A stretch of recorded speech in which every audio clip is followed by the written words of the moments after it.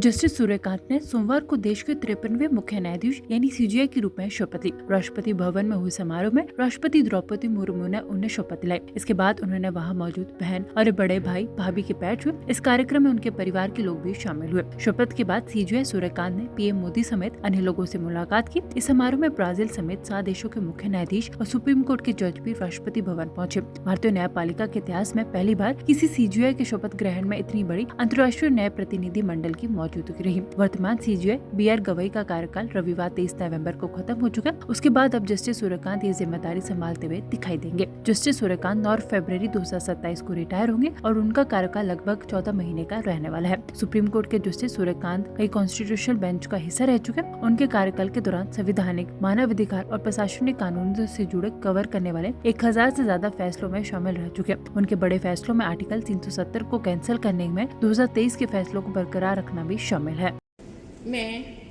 मैं सूर्यकांत जो भारत के उच्चतम न्यायालय का मुख्य न्यायमूर्ति नियुक्त हुआ हूँ, जो भारत के उच्चतम न्यायालय का मुख्य न्यायमूर्ति नियुक्त हुआ हूँ, ईश्वर की शपथ लेता हूँ ईश्वर की शपथ लेता हूँ कि मैं विधि द्वारा स्थापित भारत के संविधान के प्रति भारत के संविधान के प्रति सच्ची श्रद्धा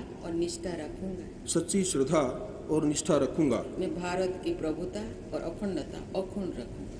मैं भारत की प्रभुता और अखंडता अक्षुण्ण रखूंगा तथा मैं सम्यक प्रकार से और श्रद्धापूर्वक तथा अपनी पूरी योग्यता, ज्ञान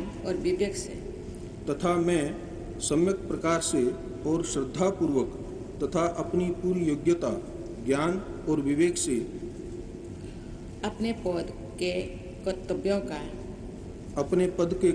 का भय या पक्षपात, अनुराग या द्वेष के बिना पालन करूंगा तथा मैं संविधान और विधियों की मर्यादा बनाए रखूंगा।